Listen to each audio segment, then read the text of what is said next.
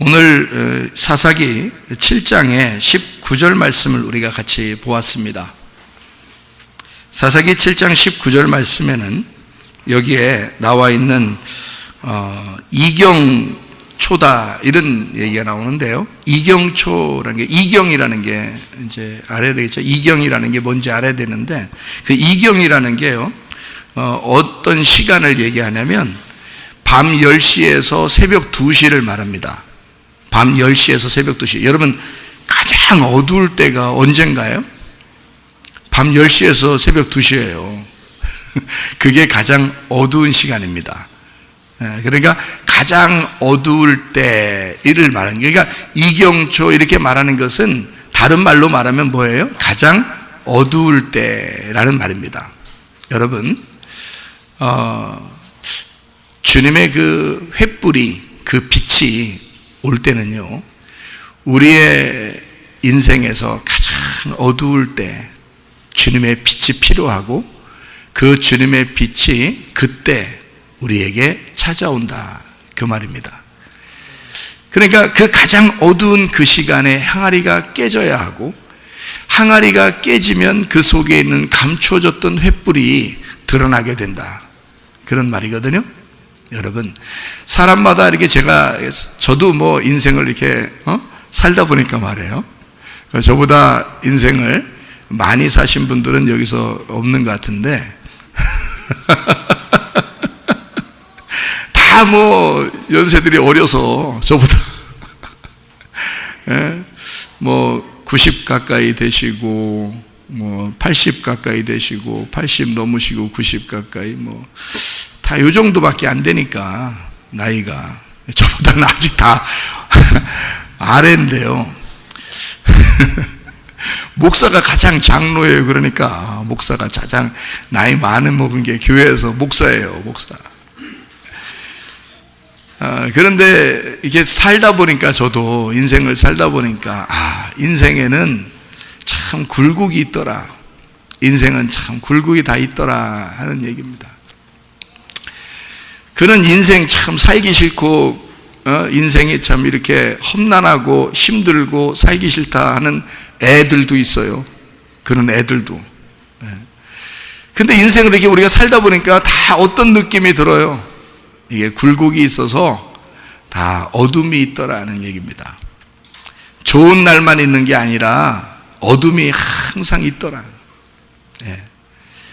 그러니까 우리 인생의 그 어둠의 역사, 그 인생에 있어서 그 밤의 역사라는 게요, 모든 역사는 밤에 이루어진다 그런 얘기도 있는데, 밤의 역사, 그 말하고는 좀 다른 말인데요, 밤의 역사, 인생에서는 다 누구나 할 것 없이 흑역사가 있다는 겁니다. 그러니까 누구나 할 것 없이 다 밤의 흑역사들이 다 하나씩은 가지고 있더라. 뭐 2개를 가진 사람도 있고요, 3개를 가진 사람도 있는데 다 1개 이상씩은 다 가지고 있더라. 그 흑역사라는 게 다 있더라. 목사님, 제가요, 인생 제가 편하게 산 것 같지만 사실 알고 보면요, 책 한 권 쓸 수 있을 만큼 인생을 그렇게 산 사람입니다 하는 사람도 있고요, 옆에서 어떤 사람은 책 한 권이 뭐야, 난 2권이야 이런 사람도 있고요, 책을 또 10권이나 쓴 사람도 있어요. 그런 사람도 있다. 그러니까 밤의 역사, 이 흑역사라는 건요, 인생에 있어서 누구나 다 있는데, 어떤 사람은 좀 길고 어떤 사람은 좀 짧고, 근데 다 있더라 이 얘기죠. 다 있더라.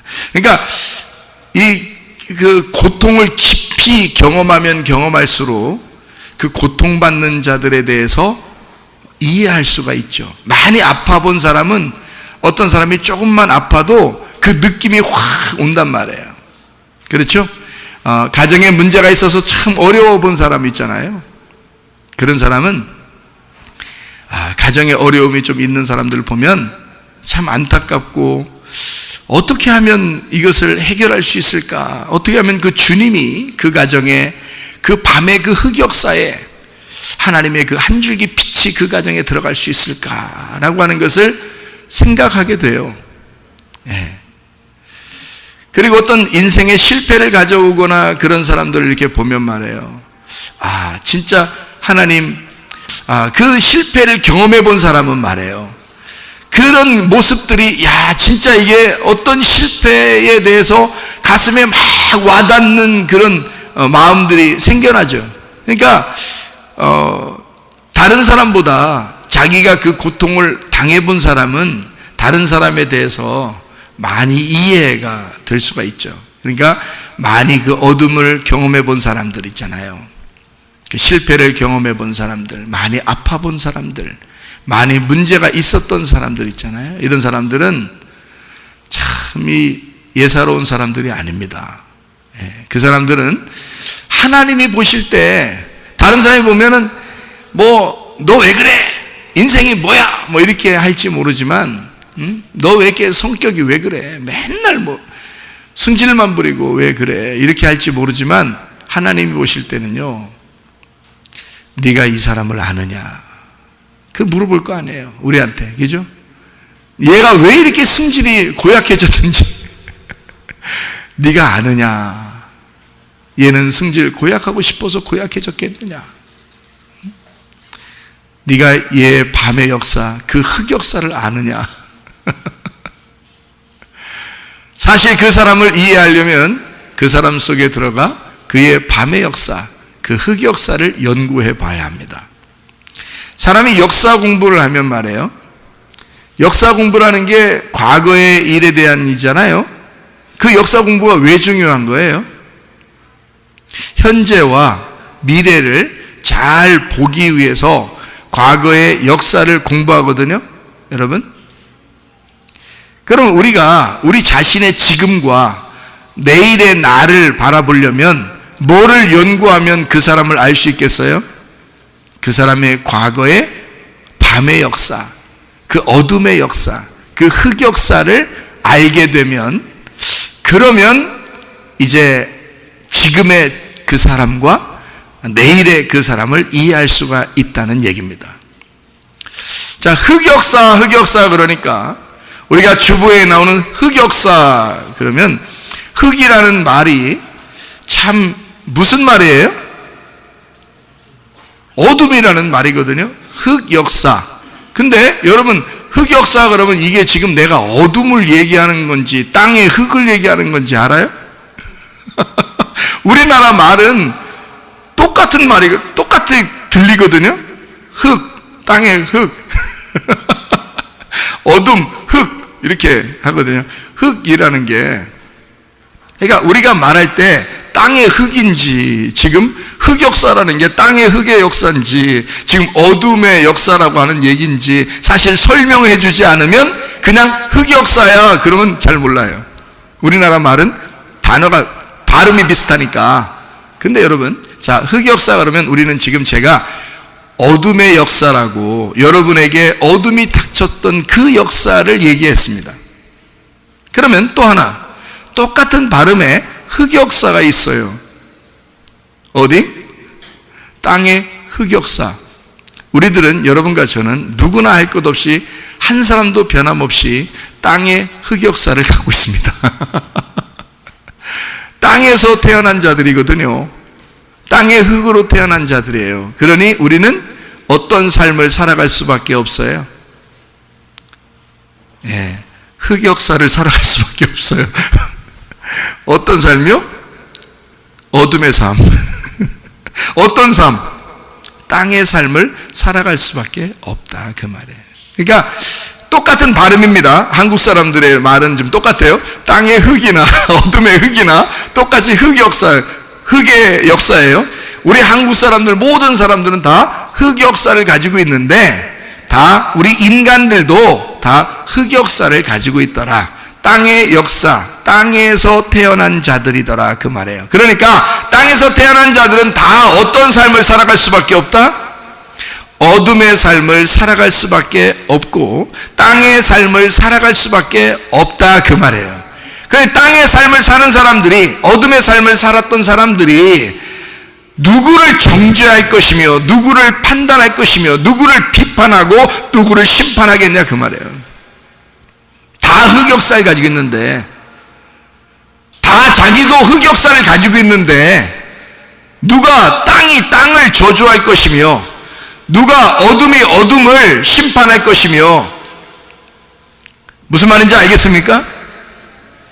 빛이 와야 어둠을 심판하게 돼 있고요, 하늘이 이 땅에 내려와야 땅을 심판하게 돼 있어요, 여러분. 그러니 우리는 모두 다 땅의 흑역사를 가지고 있고 어둠의 흑역사를 가지고 있다는 얘기입니다. 하늘을 만나지 못하면 우리에게는 심판이 이르지 않습니다. 그냥 그렇게 살다가 가는 사람이 돼요.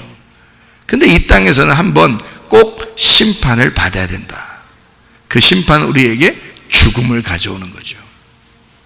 그래서 항아리가 깨지는 겁니다. 항아리가 깨지는 그 죽음을 경험하지 못하면 빛이 속에 있었다는 사실을 모르는 거예요. 다 우리 속에는 빛이 다 감추어져 있어요. 예수 그리스도가 어디 다른 데 있겠습니까? 우리 안에 계시죠. 예수 그리스도가 우리 안에 계신데 그걸 왜 우리가 모르느냐면 어둠 안에 살고 있기 때문에 그렇습니다. 항아리로 이 빛을 감추고 있기 때문에 그런 거예요. 항아리가 깨지면 빛은 나오게 돼 있어요. 항아리만 깨지면 빛은 드러나게 돼 있다는 거죠. 그럼 이 항아리가 뭘로 만들었어요? 흙으로 만들었죠. 그러니까 흙 속에 빛이 담겨져 있는 거란 말이에요. 내 속에 빛이 담겨져 있는 거예요. 자, 다시 말합니다. 항아리는 뭘로 만들었죠? 예, 흙으로 만들어졌어요. 어둠으로 만들어졌단 말입니다. 제가 말하는 거는. 자, 여러분 두 가지 다 지금 제가 설명하는 겁니다. 하나는 흙으로, 진짜 땅의 흙을 얘기하는 거고, 또 하나는 어둠을 얘기하는 거예요. 그러니까 땅의 흙으로 만들어져 있는, 이 땅의 흙으로 만들어진 나를 깨뜨리면 진짜 속에 있는 빛이 드러나게 돼 있고, 어둠이라는 나를 깨뜨리면, 그러면 이 속에 있는 빛이 드러나게 돼 있다. 이런 말입니다. 그럼 문제는 이제 어디에 있는 거예요? 내가 깨지느냐. 내가 깨지긴 깨져야 되는데 이거 깨지는 게, 이게 항아리가 스스로 깨져요. 누가 깨뜨려줘야 돼요.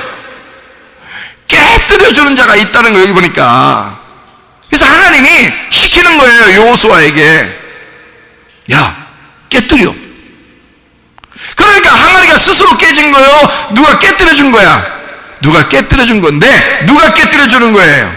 여호수아가. 여호수아가 말씀을 들었고, 여호수아의 말씀을 듣고 항아리가 깨지게 된 거란 말이에요. 여러분과 제가 깨질 수 있는 방법은 스스로 깨뜨릴 수 있는 방법이 없고, 하나님의 은혜로 예수 그리스도가 우리를 깨뜨려 주셔야 깨진단 말이에요. 그 전까지는 어떻게 살아요? 흑역사로 살아요. 어둠의 역사로 살아요. 땅의 역사로 살아요. 우리는 그렇게 살아갈 수밖에 없는 사람들이었기 때문입니다. 그러니 여러분 여기서 나 어둠에 살았어. 우리 가정은 개판이야. 개판 5분 전이야. 나는 이렇게 막 실패하고 힘들고 주눅들어 살고 있어. 나는 이런 죄 저런 죄를 지면서 살고 있어 라고 스스로 주눅들어 있다면 여러분은 지금 어느 과정에 있는 거예요? 온유한 심령을 갖게 하려고 하나님이 그 과정에 놓아 놓은 것입니다. 그렇게 짓눌려 있는 사람이 교회를 나오면 그 짓눌려 있다는 사실을 깨달아요. 교회는 거룩한 곳인데, 하나님을 만나러 왔는데, 예배를 드리러 왔는데 나는 뭐야?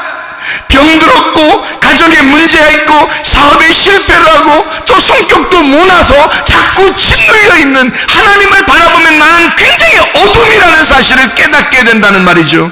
땅의 역사를 가진 사람이라는 걸 깨닫게 된다는 거죠. 그 짓눌려 있는 거를 하나님은 온유한 사람이다라고 말하는 것입니다. 그 온유한 사람은 뭐를 기업으로 받는다고요? 땅을 기업으로 받는다, 그렇게 되어 있습니다. 여러분 구약 성경에 축복이 두 가지가 있는데요, 아브라함에게 내려준 축복이 두 가지가 있어요. 그게 뭐냐면 아들을 주겠다는 축복이고요, 또 하나는 땅을 주겠다는 축복입니다. 땅하고 아들을 주겠다, 그럼 보세요. 땅하고 아들을 주면 그러면 다 된 거야. 구약의 축복은. 여러분, 농사 짓는 사람들이에요. 하나님이 땅을 주시고 농사 짓는 사람들에게 아들을 주시면 다 된 거야. 그죠? 농경사회니까. 그러면 성경은 다 어떤 역사냐면 농경사회의 역사예요. 농사지라고 인간을 만들었거든요. 창세기 2장 5절 7절의 말씀입니다. 하나님이 농사할 사람을 구하느라고 하나님이 아담을 만드셨는데 흙에다가 생기를 불어넣어서 사람을 만들었어요. 농사지라고. 그 농사를 지을 때 그 농사 짓는 거가 예배를 드리는 아바드라는 단어예요. 그러니까 예배를 드리게 하는 것은 바로 뭐냐면 농사를 짓는 거라는 거죠. 그러면 농사를 어디다 줘야 돼? 우리의 마음의 농사를 줘야 되는 거야. 그래서 마음의 할례를 받아야 된다라고 말하는 거예요. 네. 그러니까 마음의 껍질을 벗겨내는 거를 뭐라고 그래? 육체의 죽음이라 그래. 그래서 육체를 벗겨내야 된다. 껍질을 벗겨내야 된다. 그런 말이거든요. 그게 오늘 사사기 7장의 말로 말하면 항아리가 깨져야 된다라는 말이에요. 항아리가 깨져야 된다. 그러면 이 깨지는 거를 육체가 벗겨지는 거, 할례를 받는 거, 그리고 항아리가 깨져야 되는 거는 내가 할 수 있어요? 누가 해줘야 돼요? 누가 해줘야 돼. 여호수아가 와서 해줘야 돼요. 이해가 되겠습니까? 주의 말씀이 여러분에게 도착해서 어둠의 역사, 밤의 역사, 여러분의 땅의 역사가 깨져나가려면 하나님의 말씀이 여러분에게 들어가셔야 된다고. 여호수아라는 그 말씀이 여러분에게 들어오시면 여러분의 땅의 역사는 깨지고 어둠의 역사는 깨져 진짜 하늘의 역사가 시작되고 진짜 빛의 역사가 시작된다는 말입니다. 그러기 전까지 우리는 늘 어둠에 살게 돼 있고 땅에 살게 돼 있습니다. 누가 누구를 정죄할 수 없고 누가 누구를 비판할 수가 없습니다. 뭐가 잘못이며 뭐가 죄냐 이 말이에요. 예수 안 믿는 게 죄예요. 요한복음 16장 9절의 말씀입니다. 예수 믿으면 우리의 모든 죄는 용서됐어요. 이미 십자가에 다 매달려 죽었습니다. 나 이런 죄 때문에 하나님이 나 미워하면 어떡하지? 그런 죄가 없어. 예수님이 죽으셨기 때문에. 그러니 우리가 그 예수가 나 때문에 죽으셨구나라는 것을 내가 정말 받아들이지 않는 게 그게 죄야. 그거를 받아들이면 죄가 없어진 거예요. 그걸 받아들이는 사람은 더 이상 죄 짓고 싶지 않죠. 그걸 정말 받아들이면 된다. 그러면 그러기 전까지는 어떤 삶을 살아 우리가? 흑역사, 땅의 삶을, 어둠의 삶을 살아갈 수밖에 없어요. 그러니까 서로 뭐라고 할 필요가 하나도 없어. 다 도찐 개찐이라 그래, 이런 걸 한국말로. 예? 다 똑같아. 제가 우리 오늘 노집사 특송하는 거 이렇게 부부가 특송하는 걸 봤어요. 본 건 아니 들었죠. 뒤에 있었으니까 들었는데 그냥 보면서 은혜스럽더라고. 이게 제가 이렇게 보고 앉아서 들으면서 참 은혜스럽더라고. 가슴이 뭉클뭉클하더라고. 흑역사를 가지고 있는 노집사가 결혼을 해서 아기까지 이제 아기도 이제 나오려고 그렇게 다 둘이 노래가 끝나고 나니까 박수 소리가 엄청 커. 그 보니까 노래를 잘했다는 얘기야. 에? 노래를 참 아름답게 들리더라고요. 저는 여러분은 이제 얼굴을 쳐다보면서 들었지만 저는 뒤에서 들었으니까 이쪽 앉아 있으니까 뒤에서 들었으니까 소리만 들을 수밖에 없었는데 참 아름답더라.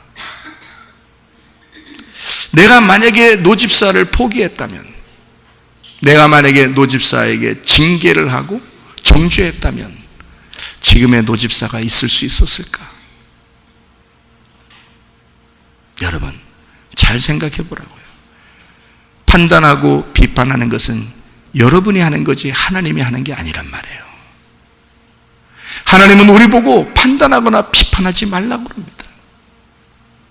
저나 여러분이나 모두 다 무슨 역사를 가지고 있으니까? 흑역사를 가지고 있으니까. 땅의 역사를 다 가지고 있으니까. 어둠의 역사를 다 가지고 있으니까. 괜히 빛인 척하지 말라고요. 괜히 하늘인 척하지 말라고요.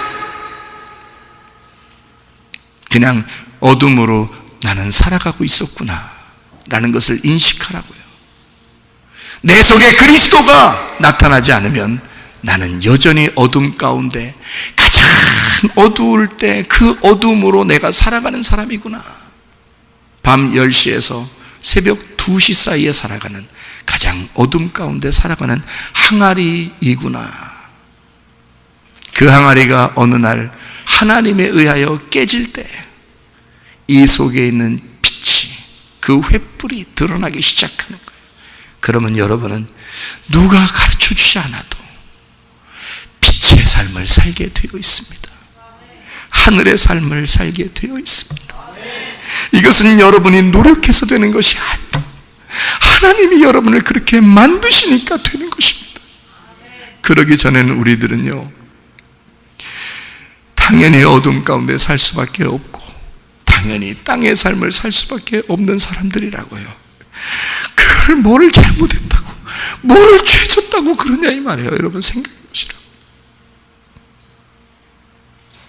우리는 하나님이 보실 때 모두 다 어둠이에요. 모두 다 땅이라고요. 모두 다 죄인이라고요. 주님의 빛이 임하지 않으면, 예수 그리스도라는 그 하늘이 내게 임하지 않으면 우리는 그렇게 살아갈 수밖에 없는 사람들이라고요. 하나님이 여러분 이해 못하실 것 같습니까? 여러분이 죄 짓고 있는 거, 실패한 거, 실수하는 거, 잘못하는 거, 여러분 그거 하나님이 이해 못하실 것 같습니까? 왜 그런 결핍이 있고 왜 그런 궁핍방 가운데 그 사람이 왜 그렇게 살아갈 수밖에 없는지를 하나님이 이해 못하실 것 같습니까? 하나님 다 이해하십니다. 네가 그렇게 안타깝게 살아가는 것은 네가 나를 아직 잘 모르기 때문이지. 나를 이해하기만 하면, 나를 발견하기만 하면, 나를 알기만 하면 너는 다시는 그렇게 살지 않을 거야. 내가 너와 함께하고 있다. 지금도 그 어둠 가운데 그 항아리 안에 횃불이 있는 거예요. 아직도 우리와 함께 있는 겁니다. 아직 그 횃불이 드러나지 않았을 뿐이에요. 항아리가 아직 깨지지 않았기 때문입니다. 항아리만 깨지면 알게 되는 거예요.